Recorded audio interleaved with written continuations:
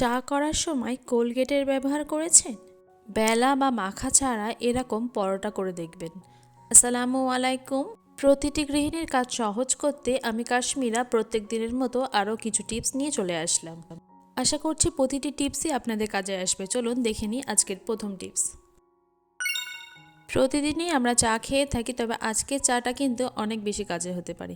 এখানে আমি 1 কাপ পরিমাণ পানি নিয়েছি, ওর মধ্যে 1 টিস্পুন মতন চা পাতা দিয়ে দিয়েছি, আর চিনি বা দুধ কিছুই দিচ্ছি না, জাস্ট একটু ফুটিয়ে নিচ্ছি। 2 মিনিটের মতো করে আমি ফুটিয়ে নিয়েছি। দেখেন এরকম ঠিক একটি কালো মতো আকার চলে এসছে। বন্ধুরা, চা পাতা কিন্তু অনেক ক্লিনিংয়ের কাজ করে। এখানে আমি চা পাতাটা একটু ঠান্ডা করে নিয়ে ঢেলে নিচ্ছি একটি পাত্রে। তো ছেঁকে নিয়েছি ভালো মতন করে। চা পাতার যে ছাঁকনির যে অংশটা, চা পাতাটা কিন্তু অনেকটা কাজে লাগে। আমি আগেও ভিডিওতে দেখিয়েছি কি কি কাজে লাগে, তো সেখান থেকে প্লিজ দেখে নেবেন। এই দেখেন এখানে আমি নিয়েছি কোলগেট। বন্ধুরা, কোলগেট দেখেন অনেক কিন্তু আমরা কাজে লাগাতে পারি। আমরা শুধু পেস্ট হিসেবে কোলগেট ইউজ করি না, এখানে আমরা ক্লিনিংয়ের হিসেবেও কিন্তু পেস্টটা ইউজ করতে পারি। এই দেখেন এখানে আমি চা পাতার সাথে ভালো করে কোলগেটটা মিশিয়ে নিয়েছি।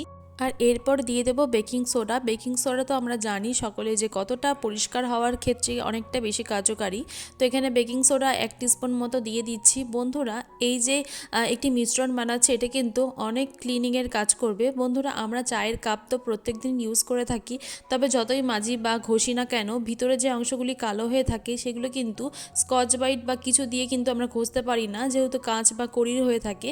দেখেন এরকম ডান্ডার অংশগুলোতে কিন্তু এরকম কালো কালো একটি ছোপ পড়ে থাকে, যেটা চা আর দুধের যে একটি সংমিশ্রণের ক্ষেত্রে কিন্তু বেশি অংশে এরকম হয়ে থাকে। শুধু চায়ের জন্য নয়, দুধের যে মিশ্রণটা হয় সেটার জন্যও কিন্তু চাটা এরকম মানে কাপগুলি এরকম নোংরা হয়ে যায়। মিশ্রণটি অনেক ঘন হওয়ার কারণে আমি একটুখানি পানি মিশিয়ে দিচ্ছি। বন্ধুরা, এরকম কাঁচের গ্লাস অথবা মগ টাইপসের যে কাঁচের জিনিসগুলি হয় সেগুলোই কিন্তু একটু আবছা ধরনের হয়ে যায়। তো সেক্ষেত্রে এই যে ক্লিনিং মিশ্রণটা বানিয়েছি সেটাও কিন্তু অনেক কাজে দেবে। আমি এখানে প্রায় আধ ঘন্টা মতো ভিজিয়ে রেখেছিলাম।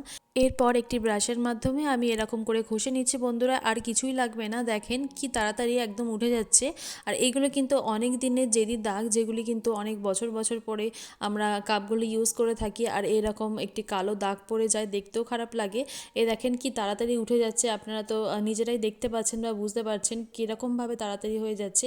এ দেখেন কত সুন্দর পরিষ্কার হয়ে গিয়েছে। আমি ধুয়ে এনে আপনাদের দেখাচ্ছি, খুব সুন্দরভাবে চকচক করছে। তো আপনারা বুঝতেই পারলেন যে এই ক্লিনিং যে মিশ্রণটি এটা কতটা ভালো হয়েছে। দেখেন ভিতরের দাগগুলি দেখে বুঝতে পারছেন কতটা সুন্দরভাবে পরিষ্কার হয়েছে। আর এখানে কাঁচের যে মগটি আছে সেটাও কিন্তু বেশ সুন্দর চকচক করছে। শীতকালের খুশকির সমস্যায় আমরা সকলেই মেয়েরা ভুগে থাকি। তো এর জন্য একটি টিপস বা ট্রিক, যেটাই বলেন না, ঘরোয়া উপায়ে আপনাদের দেব। তো এখানে দেখেন আমি নিয়েছি গ্লিসারিন। আইপি গ্লিসারিন বলে একটি গ্লিসারিন পাওয়া যায়, সেটা কিন্তু একদম অরিজিনাল। তো আপনারা এটাই ইউজ করবেন। 1 টিস্পুন আমি গ্লিসারিন নিয়ে নিচ্ছি। আপনারা চাইলে এর থেকেও বেশি পরিমাণ বানাতে চাইলে পরিমাণটা বাড়িয়ে দেবেন। আর নিয়ে নিচ্ছি পাতিলেবু। পাতিলেবু তো অনেকটাই আমরা জানি যে কত কিছু ক্ষেত্রে পাতিলেবুর যে উপকারিতা সেটা তো আর বলা যাবে না।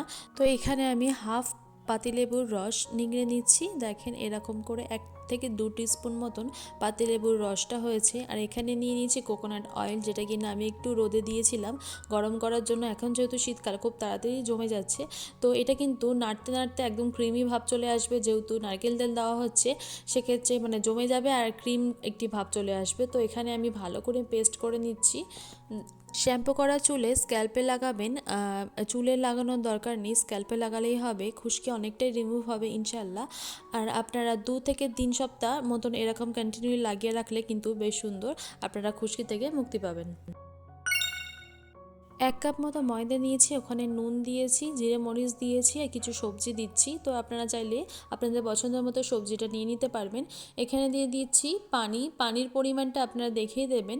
তো এইভাবে করে আমি মিক্স করে নিচ্ছি। আর এরকম একটি মিশ্রণটি হয়েছে। আপনারা চাইলে যেরকম ইচ্ছা সবজি দিতে পারেন। এটা কিন্তু অনেক বেশি পুষ্টিকর একটি খাবার। বেলা অথবা মাখা ছাড়াই কিন্তু আপনারা এই পরোটাটা বানিয়ে ফেলতে পারবেন। বাচ্চারা কিন্তু অনেক বেশি পছন্দ করবে। সন্ধ্যা স্ন্যাক্স অথবা টিফিনেও কিন্তু বেশ সুন্দর ব্রেকফাস্টের জন্য একদম পারফেক্ট একটি নাস্তা। দেখেন কোনো রকম ঝামেলা ছাড়াই গোল কিন্তু রুটি হয়ে যাবে।